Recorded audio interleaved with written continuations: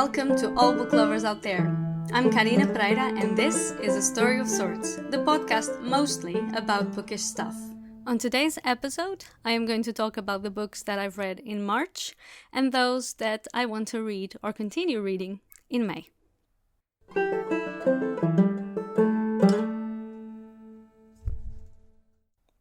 So the podcast for this month is not really on schedule because I was supposed to have posted it on the 12th of or around the 15th. I usually post my episodes around the 15th of the month, but because of this whole quarantine situation, I think my mind has gone into lazy mode and I ended up wanting to post an episode of Wrecked, the bonus episode, and I posted it super late. I posted it last week and this is the regular episode, third episode.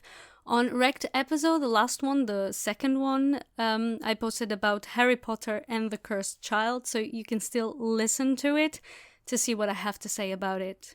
For today's episode, and because I am so late, I am going to talk about the books that I've read in March, and some of the books that I'm reading in May, or that I want to read in May, is actually books that I want to finish, because I'm still busy with them.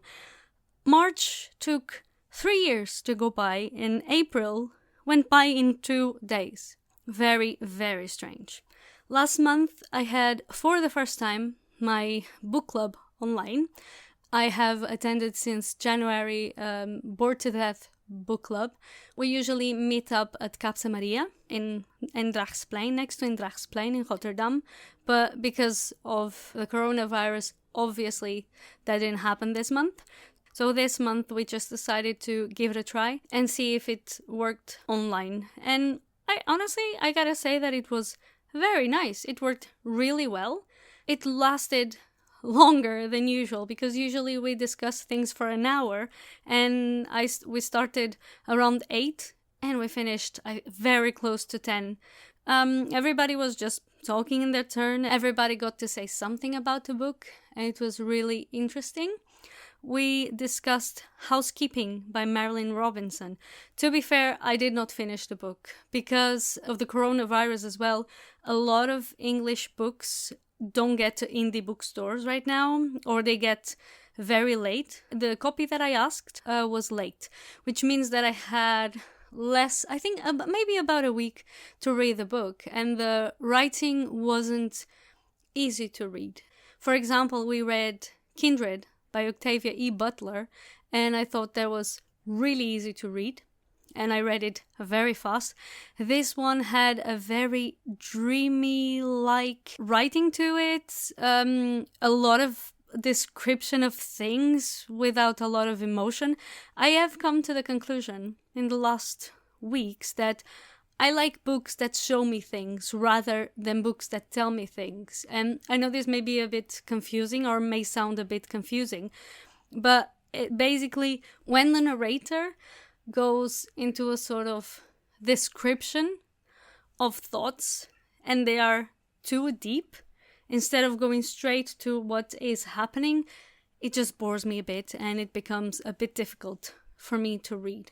So with Marilynne Robinson, it was a bit like that. I have never read any other book by her, so I may like any of her other books, and I can see the beauty in what she was writing, but because I also had a deadline to read the book for the book club, I think I felt the pressure and I couldn't enjoy the book. So basically I read the first chapter and then I just decided, well, I'll see what they have to say about it in the book club. I'll hear about the book, and then if I think it's still worth reading, I will read it. I actually borrowed the copy from the host of the book club, and I still have it because I thought I'm gonna give it a try, but after like 1 or 2 weeks, I'm not really certain I will. Maybe I'm not in the right mood right now, especially with the books that I still have on my to-be-read pile, to just read a book that is taking me so long and requires a lot of thoughts.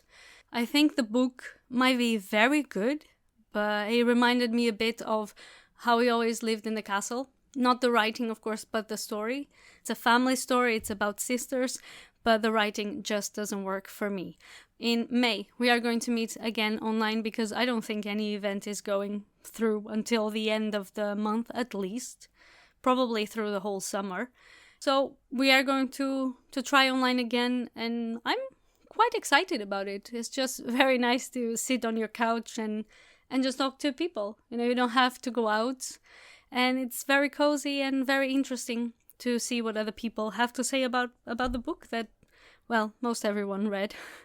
For this month, for May, we are going to read Brave New World by Aldous Huxley. I have never read it, and I have it on audiobook, so I gotta start it so that I can say something about it. I have a difficult time with classics, so I hope this one is as good as 1984 that I really liked, and I also listened to as an audiobook. Sometimes I think for certain types of books, it's just easier to listen to them than to read them. Not just nonfiction in my case, but also classics.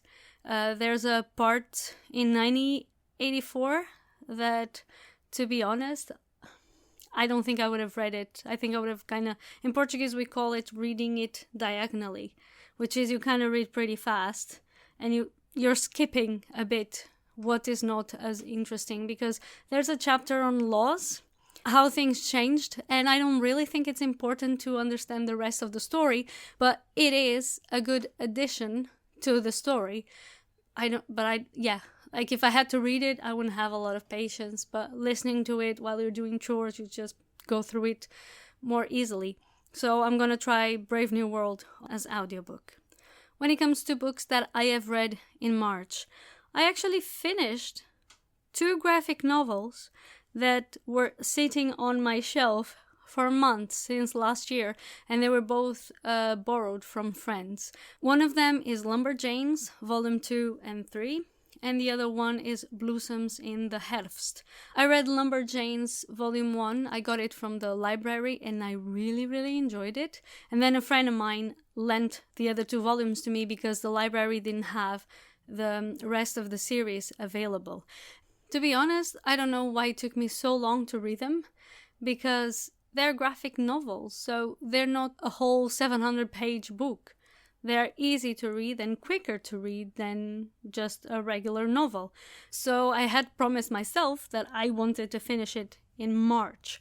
What I did was I hosted a silent book club on Twitter. I've been trying to do this on Instagram actually, but nobody has been wanting to join in. So there was someone I knew on Twitter, and we just decided, okay, let's do a silent book club. And what we do is we get together, like we message each other on Twitter. We explain what we are reading, little things that we want to talk about the book, and then we read for an hour, and at the end we discuss a little bit how the session went. And I just did this one time, unfortunately, because again, no one else joined. Sad. And it was very good, because in that hour, I actually finished Blossoms in the Herfst. That was all I needed. I was actually finished before the end of the hour. And it's a very beautiful story. It's a story about love in old age, which you don't see very often. It's not really just a romance, but it brings up the issues of older age, because you get to a certain age and you get retired and you kind of start thinking, okay, what am I going to do now? Especially if you live all by yourself, if you don't have kids, or if your kids, your kids have their own lives. And this also has romance in it, but mostly it's about finding yourself when you are older, finding yourself again, finding your way. I really enjoyed it. It's very hopeful. The illustrations are very beautiful. Lumberjanes Volume 2 and 3. I enjoyed it as well, but I don't think they were as good as the first volume. I really enjoyed the first book. I was actually telling everyone, oh, this is so good. But with Volume 2 and 3, there was something missing. I don't know if it made any difference that the first one I read in Dutch and the second one I read in English, because my level of Dutch in the first one maybe made it a bit more challenging than the second and third volumes, but I also heard other people who thought the second and third volumes were not as good as the first one. It's still quite good, still would recommend the series, and looking forward to read more when they come out. But yeah, it wasn't as exciting as the first one. I also read Birthday by Meredith Russo, and there was something very curious about this book. We had it at work, and because I had heard about it, I picked it up and I read a few pages. And then I had very busy mornings and afternoons, so I didn't have time to go and check more of the book. And I couldn't stop thinking about it. Every time I saw the book, I kind of thought, should I take it home? Should I take it home? And eventually I just caved in and brought it home. And I gotta say, it's a very good story. It's not a happy story. It starts really well, or it starts at least, makes you want to read more, makes you want to know what happens next. And then there's a lot of sadness and desperation because it's about trans woman, a trans girl.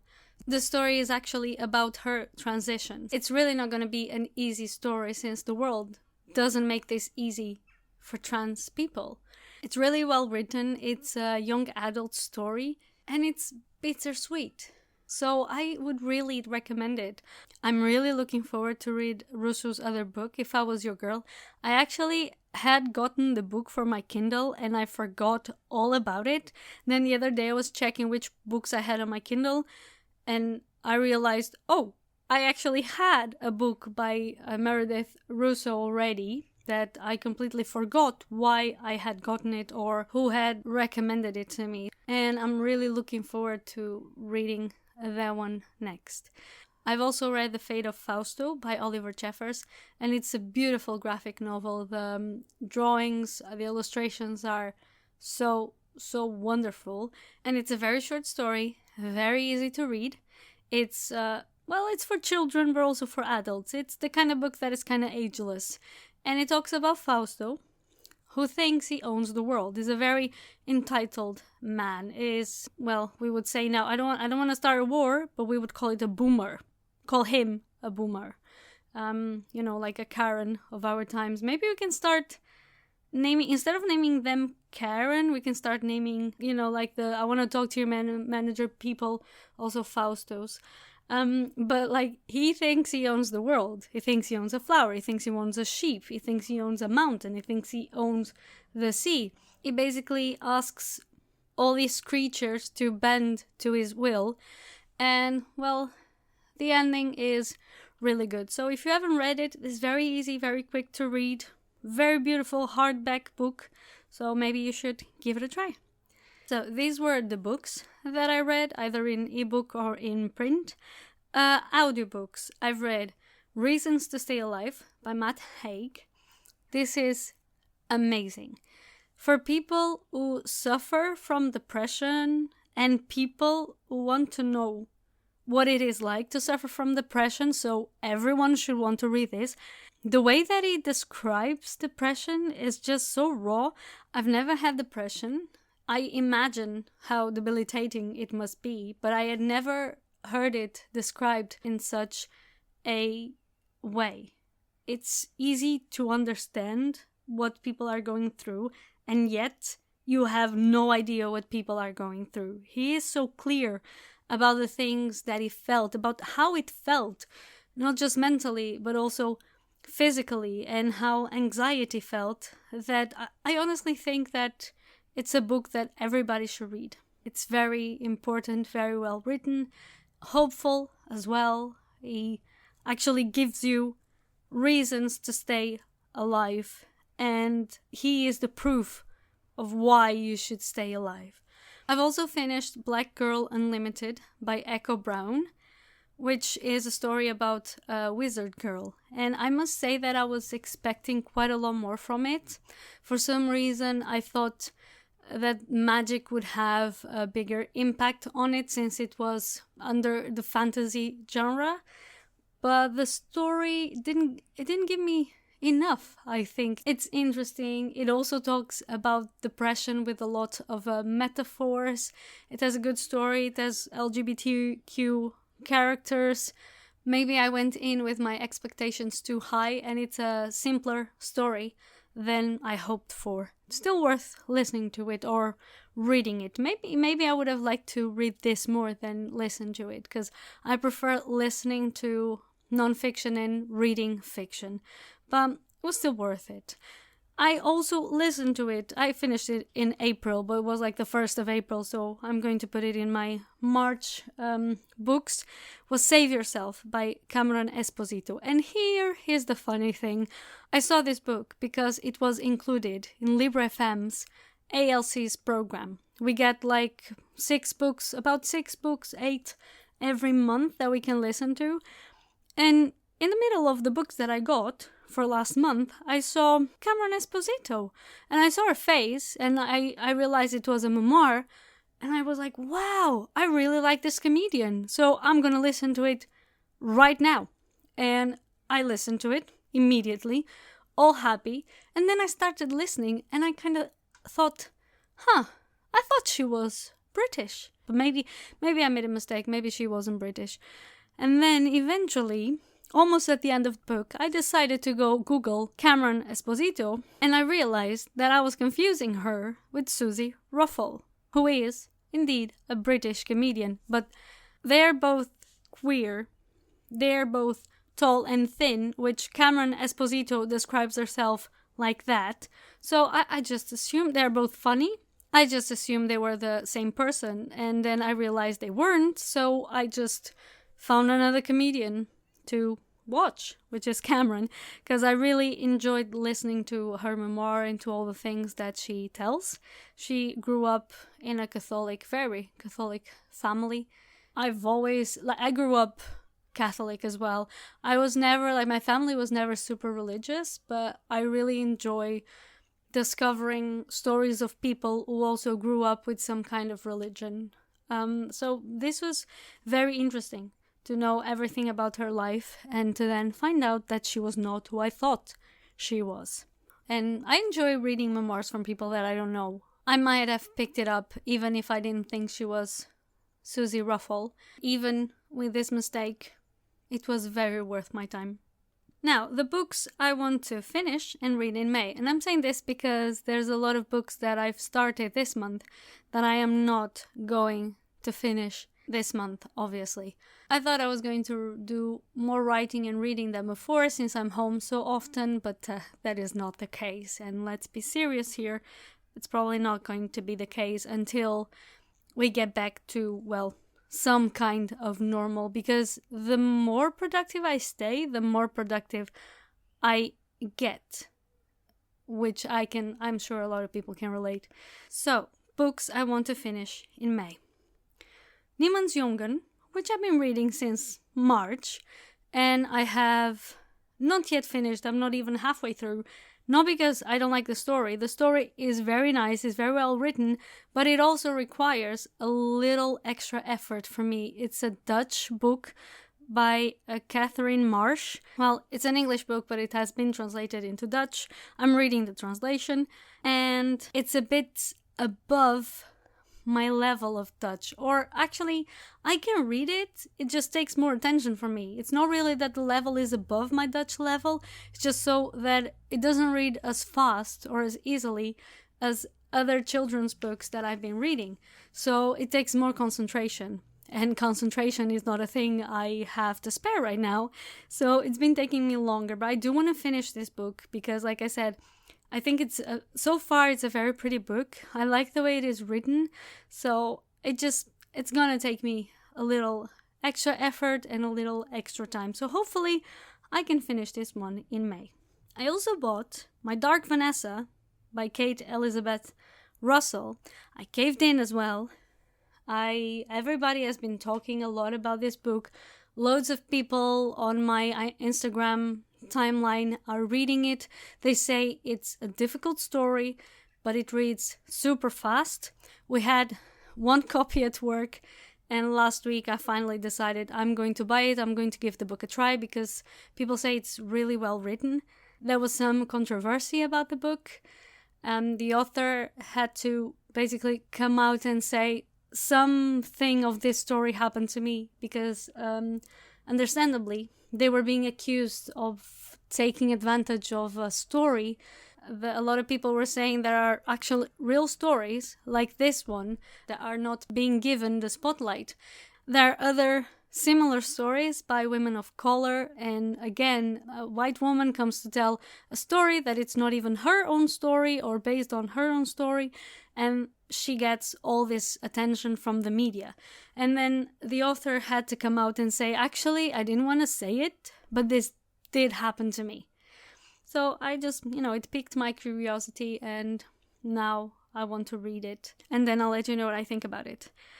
I also bought a book by Pauline Cornelissen called Japan in 100 kleine stukjes. Basically, it's Japan in 100 small bits. And it's a very cute book. I've been looking forward to have this book since I saw it being presented at the book fair last year. And because it's so pretty. It's like a leather book. I actually have a video on my TikTok account explaining the book a little bit. It's a very small book. The cover looks like blue leather, and it's in very small bits, like the title says it. She basically, like, for those who don't know her, Pauline Cornelissen is a Dutch author, and she usually writes about language. She has a few books like Taal voor de Leuk or Taal is zeg maar echt mijn ding. And those books, I'm so sorry, I know I'm speaking in English given the titles in Dutch because they are Dutch books. And for people who are learning the language, they know the language but they want to learn it further, they talk about quirks of the language. And she's very funny. She writes humor as well. She is what they call here in the Netherlands a cabaret artist, which would be like a stand-up artist in English. And her books are usually really funny. And this one is more stuff that she learned about Japan, and she really likes Japan. And she decided to do very small chapters. I wouldn't even call it chapters. It's really just bits. Like she talks about, let's say she talks about kanji. And then she has like a page and a half talking about language, but also talking about the way houses are in Japan or what kind of measures they use. So it's very interesting. And even though it's non-fiction, I got the book because I had to have that edition. It's really, really pretty. And I'm reading it bit by bit, like once in a while, I don't know, I'm having breakfast or having a short break. I would just get the book and read for 5-10 minutes a few bits of the book. It's very interesting. I don't know, I hope they translated it into English because I think it would be something that a large audience would enjoy. I know loads of people who love Japan, so I think sooner or later the English version will come out. At least I hope so. I also expect to read some shorter books that I purchased at the library a long time ago. The library has sometimes books that have been written off and they sell them for like €1. And a while ago, I just got like 10 books at the library, children's books that I knew I could read and that seemed pretty interesting to me, but I only read a couple. So I want to go through that because last week I was cleaning up my bookshelf. And by cleaning up, I just mean that I was rearranging it, okay? I'm not giving any books away because all the books I have there, I want to own them. And when I rearranged it, I actually counted the books I had to read, like still that I haven't yet read, that I just bought and then put in the bookshelf for later. And yeah, it's close to 80. So I should start doing something about it. And instead of buying more and more books, just read the ones that I have on the bookshelf, especially because a lot of them, I really want to get to them, just haven't yet. So I want to go through a few of those short books, and this is pretty much what I want to read in May in print. In audiobook, I am currently listening to My Love Story by Tina Turner. Super interesting. I don't know a lot about Tina Turner. I know her songs, I've heard about the situation with Ike Turner, but I never read a story told by her about her life, and super interesting. She is really cool.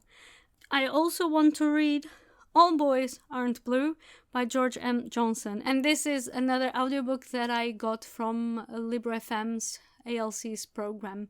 It's the next one I want to read, and if I remember correctly, it is a memoir. I have also decided to publish on TikTok, Instagram, and on Medium small videos and small articles regarding the Dutch and the Portuguese language. There are a lot of things that I like talking about, and the more I learn Dutch, the more I look back at my own native language, and I've decided to just create small videos where I basically pick up a Dutch expression or a Portuguese expression and I translate it. And then I write a Medium article with more information. Why is the expression? Where does it come from? How do people use it? Similar expressions that you can use. So basically I'm doing that. I did one for both for TikTok, the video on TikTok, the article on Medium. So you can access my Medium account and read about it. The first one that I chose was a Dutch saying, and it goes as Ik ben in de aap gelogeerd, which translates to I am sleeping in the monkey. So now you can go read and see what it means and where it comes from. I've also changed, and this is not so important for listeners as it is for those who are maybe thinking about creating a podcast themselves. I've changed my host platform. I used to have SoundCloud as my podcast host because I kind of misunderstood the basic terms. I thought they allowed 3 hours of free sound a month, renewable every month, and then I realized that it was 3 free hours unlimited, like just that, like in general. And of course that is not going to be enough if I want to continue with the podcast, which I do. So I just decided, I was looking for options this morning, and I just decided to go over to Anchor, which is completely free. They are owned by Spotify, and you can make the transfer from any podcast provider easily. So I've just done that this morning, and now I am also available on Anchor under, of course, A Story of Sorts. It's completely free forever, or at least we hope, let's see in a few years, but for now it's completely free. No limitation in how many megabytes you can upload either. So I think it's a good choice, and we'll see how it works. And if there's any change about that, I will keep you updated as well. As like I said, especially if you want to create your own podcast. It's a good place to start. It gives you analytics. They share your own podcast. They have a group on Facebook that you can join. So to help you with information and getting also new listeners and learning more about podcasting. I'm just doing this for fun, but I think you lose nothing from learning more. So I also joined the group, and let's see where I learn from them. And I think that's it for today.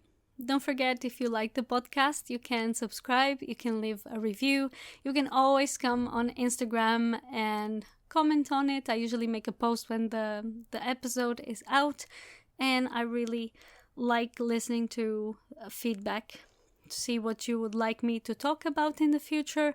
Not only about books, because the podcast, as the slogan says, is a podcast mostly about books, but not only. Because of Corona, I haven't been able to invite anyone onto the podcast like I wanted, but, well, they will come. And if you want to find me anywhere else on the internet, see the things that I am doing, check my Medium account, you can do so on linktree/Karina Pereira.